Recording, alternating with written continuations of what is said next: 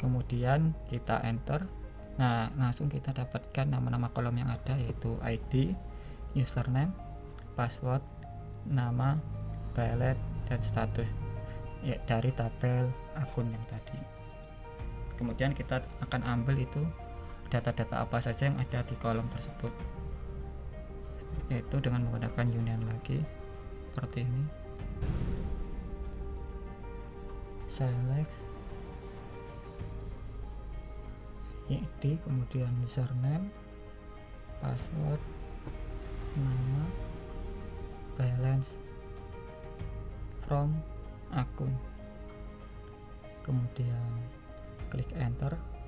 Nah, langsung data-data dari akun yang ada di aplikasi ini langsung muncul, yaitu ada Budi Harjo yang kita gunakan, ada username juga 012345 milik Budi Harjo yang kita gunakan tadi.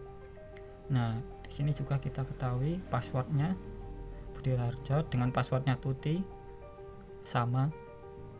Nah, password ini juga digunakan oleh passwordnya Amir sama, dan passwordnya Ani juga pun sama. Nah, kita di sini akan mencoba login dengan menggunakan user 012346 user Tuti.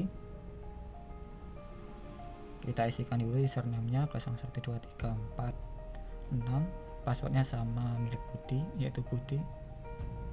Kita klik login. Nah, kita berhasil masuk ke user Tuti. Kemudian kita coba lagi 012347 miliknya Amir. Kita berhasil login juga miliknya Amir.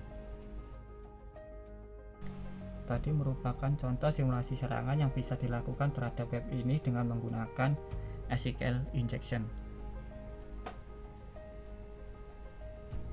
Kemudian di sini ada serangan CRF token, yaitu serangan yang memungkinkan penyerang melakukan permintaan HTTP sembarang, post atau GET yang tidak sah dengan memanfaatkan cookies serta kerentanan lainnya untuk mencuri kredensial pengguna.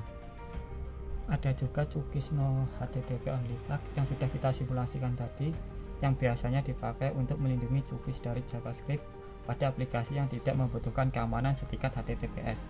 Flag ini juga membuat cookies hanya boleh dikirim ke server dalam koneksi HTTPS.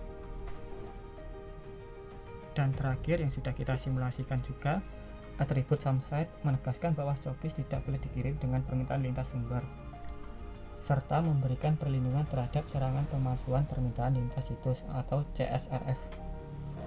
Sekian pentesting aplikasi web dari saya. Wassalamualaikum warahmatullahi wabarakatuh.